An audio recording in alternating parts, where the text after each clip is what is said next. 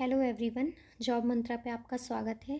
आशा करती हूँ आप सभी लोगों की तैयारी बहुत अच्छे से चल रही होगी और उसी तैयारी को थोड़ा आगे बढ़ाते हुए हम करते हैं हिस्ट्री के प्रीवियस ईयर के क्वेश्चन। तो आज की वीडियो को स्टार्ट करते हैं। आज का जो हमारा पहला क्वेश्चन है वो ये है, निम्नलिखित नेताओं में से कौन भारत छोड़ो आंदोलन के दौरान जेल से भाग गया और भूमिगत गतिविधियों का आयोजन किया। इसमें हमको दो चीज़ के बारे में ध्यान रखना है। किस आंदोलन की बात हो रही है? भारत छोड़ो आंदोलन की। जो नेता हैं उन्होंने क्या किया है, एक तो वो जेल से भागे हैं और जेल से भागने के बाद उन्होंने भूमिगत गतिविधियों का क्या किया है, आयोजन किया है। तो इसका जो सही आंसर है वो है जयप्रकाश नारायण, जेपी नारायण। अब इनके बारे में थोड़ा सा जानते हैं।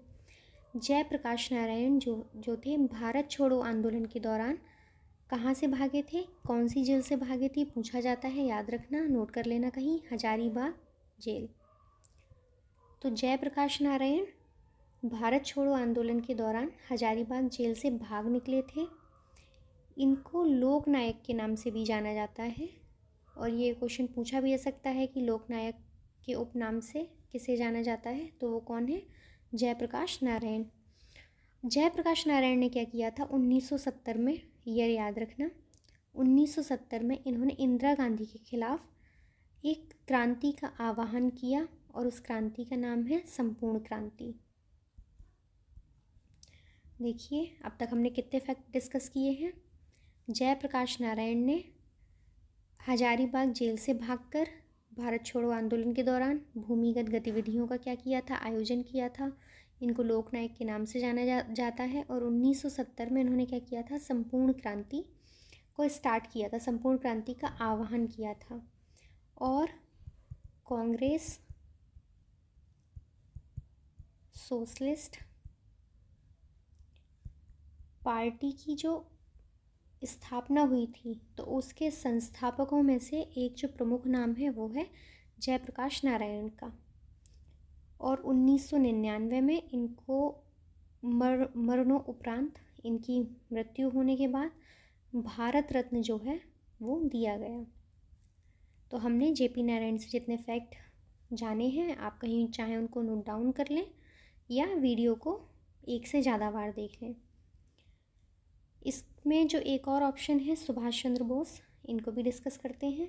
इन्होंने क्या किया था 1939 में, 1939 में फॉरवर्ड ब्लॉक की स्थापना करी थी, फॉरवर्ड ब्लॉक की स्थापना करी। आप यहाँ से ये फैक्ट याद रखिएगा। नेक्स्ट क्वेश्चन की तरफ बढ़ते हैं। हमारा नेक्स्ट क्वेश्चन है, आज़ाद हिंद फौज को 1942 में किसने बनाया? सबसे पहले तो हमें यहाँ यही याद रखना है कि आज़ाद हिंद फौज को किस ईयर में बनाया गया था, कब बनाया गया था? 1942 में। ऑप्शन क्या क्या दे रखे हैं? ऑप्शन है सुभाष चंद्र बोस, मोहन सिंह, शाहनवाज खान या पीके सहगल। तो आज़ाद हिंद फौज को किसने बनाया था? आज़ाद हिंद फौज को बनाया था मोहन सिंह ने। अब इनके बारे में थोड़ा सा जानते हैं, आज़ाद हिंद फौज के बारे में थोड़ा सा जानते हैं। देखिए, जून 1942 में फॉरवर्ड ब्लॉक को अवैध घोषित कर दिया था। सुभाष चंद्र बोस ने फॉरवर्ड ब्लॉक को कब बनाया था? 1939 में, जिसको 1942 के जून में क्या कर दिया था, अवैध घोषित कर दिया था। और आज़ाद हिंद फौज का जो प्रारंभिक गठन किया गया वो 1942 में कैप्टन मोहन सिंह के द्वारा किया गया था। कहाँ किया गया था? सिंगापुर में। यहाँ से आपको दो फैक्ट याद रखने हैं। कौन कौन से? आज़ाद हिंद फौज को किसने बनाया? मोहन सिंह ने। ईयर क्या था? 1942 का था। कहाँ बनाया था? सिंगापुर में बनाया था। और जो इसके प्रथम सेनापति थे वो कौन थे? मोहन सिंह। तो यहाँ से आप एक फैक्ट और लिख लीजिए, प्रथम सेनापति, प्रथम सेनापति ये भी कौन है? मोहन सिंह। अगर आपसे ये पूछ लिया जाए, आप इसको स्टार मार्क करके कहीं पे लिख लें कि आज़ाद हिंद फौज का विचार सबसे पहले किसके मन में आया, अगर ये पूछ लिया जाए कि इसके फॉर्मेशन का विचार किसके मन में आया, तो वो है रास बिहारी बोस। वो कौन है? रास बिहारी बोस। और ये जो फौज थी आज़ाद हिंद फौज, इसमें ज़्यादातर वो भारतीय सैनिक शामिल थे जिनको जापान युद्ध के दौरान क्या किया गया था, बंदी बनाया गया था। जापान युद्ध के दौरान जो भारतीय सैनिक बंदी हुए थे वही क्या थे, मैक्सिमम आज़ाद हिंद फौज का हिस्सा थे, आज़ाद हिंद फौज में शामिल थे। यहाँ से हमको एक फैक्ट और याद रखना है सुभाष चंद्र बोस का नाम। सुभाष चंद्र बोस ने 1943 में 1943 में 1943 में आज़ाद हिंद फौज का नेतृत्व संभाला था। याद रखना, सुभाष चंद्र बोस ने आज़ाद हिंद फौज, इंडियन नेशनल आर्मी को बनाया नहीं था, उसका नेतृत्व संभाला था 1943 में। बनाया किसने था? मोहन सिंह ने 1942 में। कहाँ? सिंगापुर में। नेक्स्ट क्वेश्चन की तरफ बढ़ते हैं। हमारा नेक्स्ट क्वेश्चन है, भारतीय स्वतंत्रता संग्राम के दौरान किसने फ्री इंडियन लीजन नामक सेना बनाई? Free Indian legion. Free Indian legion हमारे पास ऑप्शन है। Option A Lala Hardayal, option B Rash Behari Bose, option C Subhash Chandra Bose और ऑप्शन डी वी.डी. सावरकर। तो जिसका सही आंसर है फ्री इंडियन लीजन किसने बनाई थी? सुभाष चंद्र बोस ने। अब यहाँ से रिलेटेड जितनी भी फैक्ट हैं वो हम जानते हैं। देखिए, फ्री इंडियन लीजन की जो स्थापना करी थी वो किसने करी थी? सुभाष चंद्र बोस ने। और इन्होंने ये स्थापना कहाँ की? जर्मनी में। आप इसको बहुत अच्छे से कहीं पे नोट डाउन कर लें कि फ्री इंडियन लीजन की स्थापना सुभाष चंद्र बोस के द्वारा कहाँ की गई थी? जर्मनी में की गई थी। अब जो फ्री इंडियन लीजन है, या इसके दो जो अन्य नाम हैं, एक तो इसको इंडियन लीजन के नाम से भी जाना जाता है, या इसको क्या बोला जाता है? Tiger legion. आप ये भी नोट डाउन कर लें। और इस सेना में उत्तरी अफ्रीका में जो पकड़े गए भारतीय युद्धबंदी वो शामिल थे। हमने इसके पहले देखा था आज़ाद हिंद फौज। वहाँ क्या था, जो जापान युद्ध के दौरान जो भारतीय सैनिकों को बंदी बनाया गया था वो वहाँ पे थे। और जो सुभाष चंद्र बोस ने फ्री इंडियन लीजन बनाया है, इसमें क्या था, जो उत्तरी अफ्रीका में पकड़े गए भारतीय युद्धबंदी थे वो इसमें थे। और लीजन का गठन कब हुआ था? 1941 के अंत या 42 की स्टार्टिंग में हुआ था। तो 1941 का एंड टाइम चल रहा था और 1942 की जो थी वो क्या था? स्टार्टिंग पीरियड था। तब इसका क्या हुआ था? फॉर्मेशन हुआ था। किसने बनाया था? सुभाष चंद्र बोस ने बनाया था। लाला हरदयाल जो ऑप्शन नंबर ए है, इन्होंने क्या किया था? देखिए, आप जब मॉडर्न हिस्ट्री को पढ़ेंगे वहाँ आप गदर पार्टी के बारे में पढ़ेंगे। तो गदर पार्टी की जो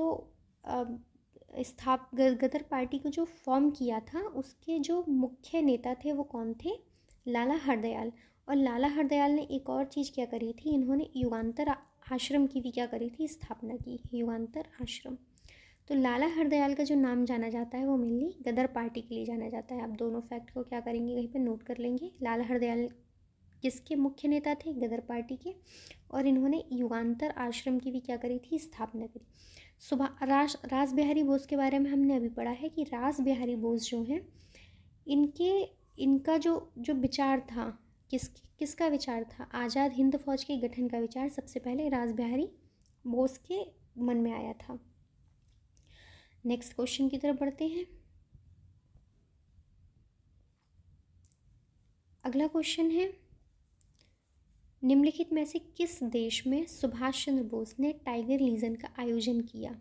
ये हमने अभी जस्ट जो इसके पीछे वाला क्वेश्चन किया था वहाँ पे हमने डिस्कस किया था कि टाइगर लीजन के नाम से जाना जाएगा या फिर फ्री टाइगर लीजन के नाम से जाना जाएगा।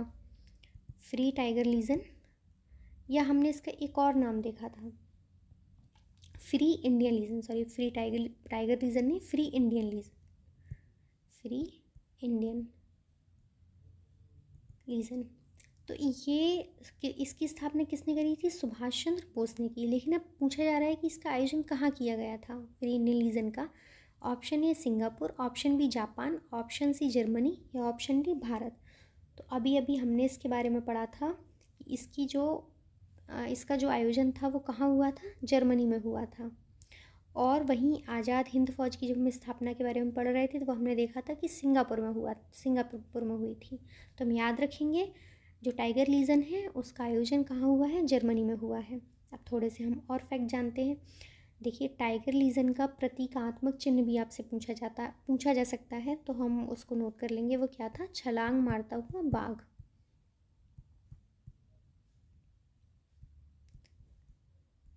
ये इसका क्या है? प्रतीकात्मक चिन्ह है, सिंबल है।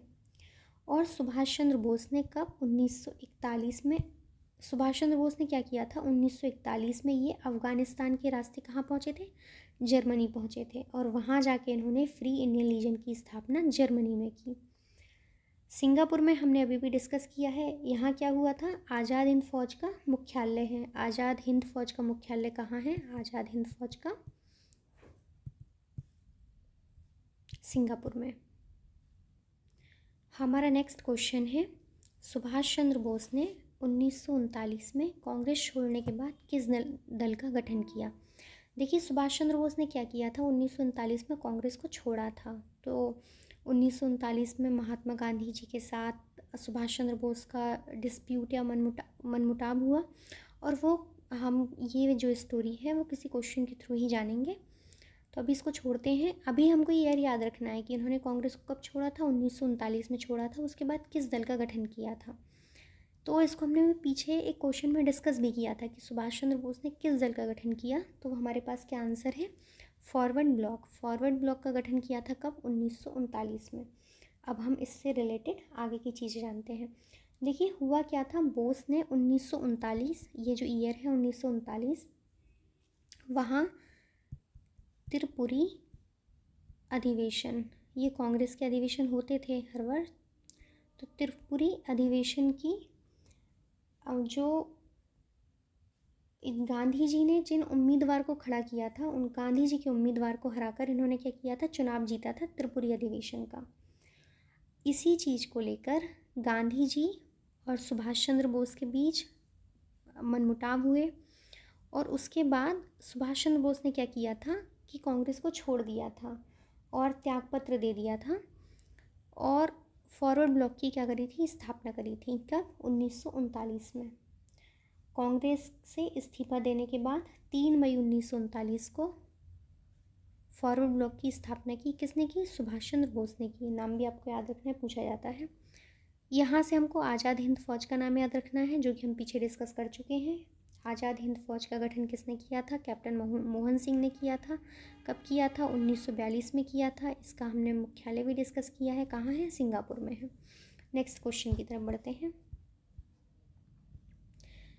अगला क्वेश्चन है, आज़ाद हिंद फ़ौज का गठन कहाँ किया गया। ऑप्शन है जापान, वर्मा, सिंगापुर या इंग्लैंड। 4 ऑप्शन है हमारे पास। पीछे के क्वेश्चन में इसको डिस्कस भी किया जा चुका है। अब हम देख रहे हैं कि अगर हमने पिछले क्वेश्चन के ऑप्शन को ठीक तरीके से पढ़ा है तो वो हमारे एग्ज़ाम में कहीं ना कहीं आए हैं। जितना हमको क्वेश्चन ठीक से पढ़ना है, उसके जो ऑप्शन आए हैं हमें वो भी ध्यान से पढ़ने हैं, और एक क्वेश्चन से रिलेटेड हम जितने भी फैक्ट हैं अगर वो भी साथ साथ याद करते चलेंगे तो हमारी तैयारी थोड़े और अच्छे तरीके से होगी, उसके पढ़ने का तरीका और अच्छा होगा। तो आज़ाद हिंद फ़ौज का गठन कहाँ हुआ, हमने अभी इसको पीछे डिस्कस किया था, कहाँ हुआ था, सिंगापुर में हुआ था आज़ाद हिंद फ़ौज का गठन। और इसके बारे में हम 2 बार पहले भी डिस्कस कर चुके हैं, एक बार और डिस्कस करते हैं। आज़ाद हिंद फ़ौज का गठन हुआ था 1942 में। किसने किया था, मोहन सिंह ने किया था, ये भी हमने डिस्कस कर लिया है। आज़ाद हिंद फ़ौज का गठन किसने किया था, मोहन सिंह ने किया था। और इसमें क्या थे, जो मैक्सिमम भारतीय युद्धबंदी थे वो इसमें शामिल थे। जापान से रिलेटेड एक फैक्ट, हाँ, जापान से रिलेटेड ये है कि आज़ाद हिंद फ़ौज को वित्तीय और सैन्य समर्थन दिया था जापान ने। जो हम आज़ाद हिंद फ़ौज जो हम यहाँ पढ़ रहे हैं, आज़ाद हिंद फ़ौज, उसको वित्तीय और सैन्य समर्थन किसने दिया था, जापान ने दिया था, वित्तीय और सैन्य समर्थन। और इसका गठन कहाँ हुआ था, सिंगापुर में हुआ था। इसका मुख्यालय कहाँ है, सिंगापुर में। नेक्स्ट क्वेश्चन की तरफ बढ़ते हैं। हमारा अगला क्वेश्चन है, पहले INA का प्रधान सेनापति कौन था। अभी हमने INA के बारे में पढ़ा था, Indian national army, Azad Hind फ़ौज। इसका प्रथम सेनापति कौन था, ये भी हम पीछे के क्वेश्चन में डिस्कस कर चुके हैं, और देखिए पूछा भी गया है। ऑप्शन दे रखे हैं, ज्ञानी प्रीतम सिंह, कैप्टन मोहन सिंह, मेजर फूजीहारा या फिर कैप्टन सूरजमल। तो इसका सही आंसर आई होप आप सबको पता होगा, क्या है, कैप्टन मोहन सिंह। तो कैप्टन मोहन सिंह ने 1942 में क्या किया था, स्थापना करी थी आज़ाद हिंद फौज की। और सुभाष चंद्र बोस ने जुलाई 1943 में इसको नेतृत्व प्रदान किया था, या एक तरीके से कहें पुनर्गठित किया था, लेकिन स्थापना नहीं की थी। बार बार इस चीज़ को बोल रही हूँ, अच्छे से याद करिएगा। नेक्स्ट क्वेश्चन की तरफ बढ़ते हैं। हमारा नेक्स्ट क्वेश्चन है, निम्नलिखित में से कौन सुभाष चंद्र बोस के राजनीतिक गुरु थे। अब यहाँ पे 4 बहुत फेमस नेताओं के नाम दे रखे हैं, या स्वतंत्रता सेनानियों के नाम दे रखे हैं, उनको पढ़ते हैं। पहले हैं गोपाल कृष्ण गोखले, चित्तरंजन दास, बाल गंगाधर तिलक, लाला लाजपत राय। तो सुभाष चंद्र बोस के राजनीतिक गुरु कौन है। सुभाष चंद्र बोस के जो राजनीतिक गुरु हैं वो हैं चित्तरंजन दास। अब इनके बारे में थोड़ा सा जानते हैं, और ये आप स्टार लगा के कहीं लिख लीजिएगा, अपने नोट्स जहाँ बना रहे हो आप वहाँ पे लिख लें। तो चित्तरंजन दास को देश बंधु के नाम से भी जानते हैं, आप इसको बहुत अच्छे से याद रखना। देश बंधु के नाम से किसको जानते हैं, चित्तरंजन दास को। चित्तरंजन दास ने मोतीलाल नेहरू के साथ मिलकर, ये बहुत पूछे जाने वाला फैक्ट है, अच्छे से याद रख लेना। चित्तरंजन दास ने मोतीलाल नेहरू के साथ मिलकर एक पार्टी की स्थापना की, जिसको जानते हैं हम स्वराज पार्टी के नाम से। तो स्वराज पार्टी की स्थापना किसने की, चित्तरंजन दास और मोतीलाल नेहरू ने मिलकर स्वराज पार्टी की स्थापना की। और बोस ने क्या किया था, 1921 में ICS, जिसको हम अभी सिविल सर्विसेज के नाम से जानते हैं, तो सिविल सर्विसेज की इन्होंने परीक्षा उत्तीर्ण करी थी, और उसको छोड़कर चित्तरंजन दास के साथ काम करना शुरू किया। और इनकी मृत्यु के बाद, चित्तरंजन दास की मृत्यु के बाद, उनकी जीवनी जो थी वो किसने लिखी थी, सुभाष चंद्र बोस ने लिखी थी। अब जानते हैं हम गोपाल कृष्ण गोखले के बारे में। देखिए, गांधी जी गोपाल कृष्ण गोखले को अपना राजनीतिक गुरु मानते थे। तो गांधी जी के राजनीतिक गुरु कौन है, गोपाल कृष्ण गोखले। दूसरा, गोपाल कृष्ण गोखले से एक बहुत ज़रूरी फैक्ट याद रखना है कि इन्होंने 1905 में, ईयर अच्छे से याद रख लीजिए, गोपाल कृष्ण गोखले ने 1905 में सर्वेंट्स ऑफ इंडिया सोसाइटी का गठन किया। सर्वेंट्स ऑफ इंडिया सोसाइटी का क्या किया था, गठन किया था। इसको आप कहीं नोट डाउन कर लें। गांधी जी गोपाल कृष्ण गोखले को क्या मानते थे, अपना राजनीतिक गुरु मानते थे, और गोपाल कृष्ण गोखले ने 1905 में सर्वेंट्स ऑफ इंडिया सोसाइटी का गठन किया। बाल गंगाधर तिलक, बाल गंगाधर तिलक का जो नाम है वो लोकमान्य, इनका उपनाम क्या है, लोकमान्य। बाल गंगाधर तिलक का उपनाम लोकमान्य। और बाल गंगाधर तिलक ने क्या किया था, 1916 में, ईयर बहुत अच्छे से याद रखिएगा। और जितना भी बताया जा रहा है ना, वो सब ऐसे क्वेश्चन हैं जो एग्ज़ाम में पूछे गए हैं और आने वाले समय में पूछे जाएंगे। तो आप एक भी फैक्ट मिस ना करें, बहुत अच्छे से या तो कहीं लिख लें या 2-3 बार वीडियो को देख लें। तो 1916 में Akhil Bharatiya home rule league, तो इन्होंने क्या किया था, होम रूल लीग की स्थापना करी थी। Home rule league Annie Besant ने भी स्थापित करी थी, और बाल गंगाधर तिलक ने भी, लेकिन अभी हमको याद रखना है बाल गंगाधर तिलक के बारे में। तो बाल गंगाधर तिलक ने 1916 में होम रूल लीग की स्थापना की, इनको लोकमान्य के नाम से जाना जाता है। और लाला लाजपत राय, इनके बारे में आप याद रखिए कि इनका उपनाम जो था वो क्या था, पंजाब केसरी। इनको पंजाब केसरी के नाम से जाना जाता है। नेक्स्ट क्वेश्चन की तरफ बढ़ते हैं। हाँ, हमारा अगला क्वेश्चन है, निम्नलिखित में से किन वर्षों के दौरान पोर्ट विलियर सुभाष चंद्र बोस के अधीन आज़ाद हिंद सरकार का मुख्यालय था। अब यहाँ ईयर दे रखे हैं, 1941 से 42, 42 से 43, 43 से 44, 44 से 45। पोर्ट विलियर किसकी बात करी जा रही है, सबसे पहले क्वेश्चन को ध्यान से पढ़ेंगे। पोर्ट विलियर की बात की जा रही है, सुभाष चंद्र बोस के अधीन आज़ाद हिंद फौज का मुख्यालय था। तो हम इसकी हिस्ट्री को अच्छे तरीके से जानते हैं कि क्या हुआ था। देखिए, हुआ ये था, दिसंबर 1943 में जापान ने अंडमान और निकोबार द्वीप समूह को क्या किया था, आज़ाद हिंद फौज को सौंप दिया था। 1943 में पहले ये दोनों द्वीप किसके पास थे, अंडमान और निकोबार किसके पास था, जापान के पास था। तो 1943 में जापान ने क्या किया था, अंडमान निकोबार द्वीप समूह को आज़ाद हिंद फौज को सौंप दिया। तो सुभाष चंद्र बोस ने उसके बाद जो इसके 2 द्वीप थे, अंडमान और निकोबार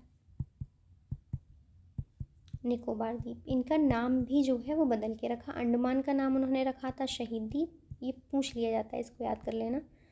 और निकोबार का नाम उन्होंने क्या रखा था? स्वराज द्वीप।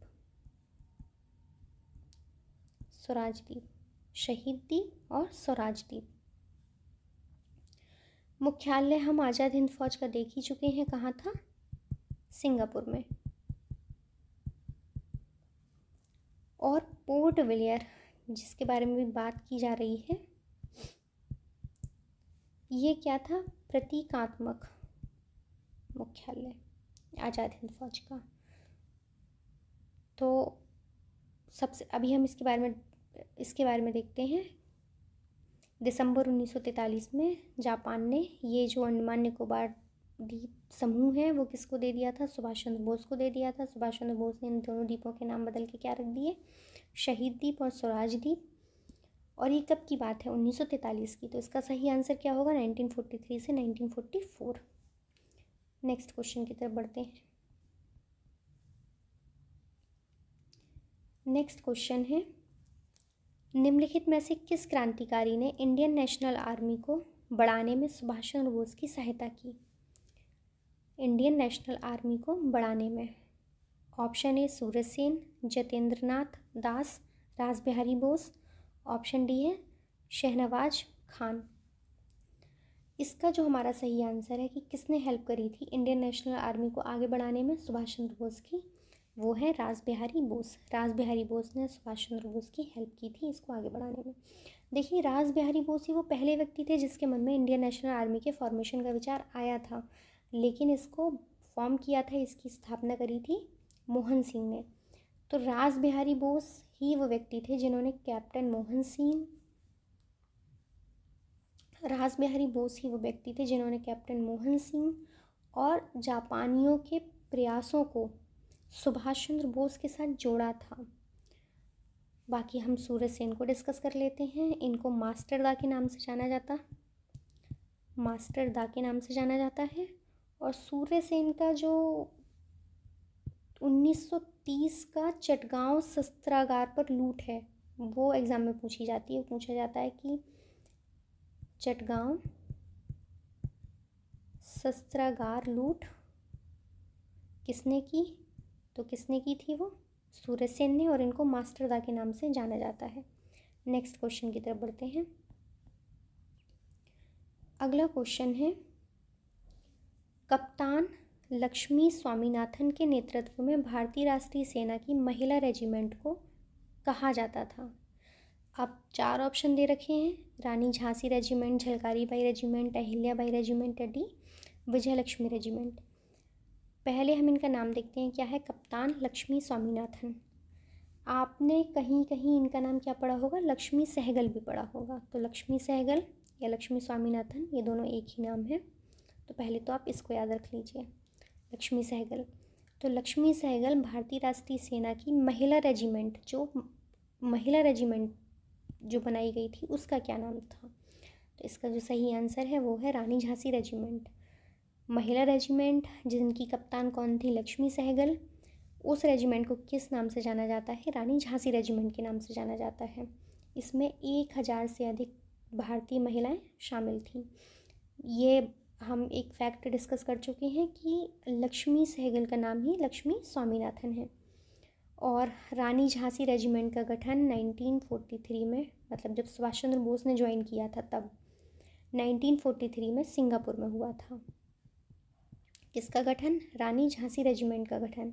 रेजिमेंट की जो महिलाएं थीं उनको युद्ध में भाग लेने के लिए प्रशिक्षित किया जाता था।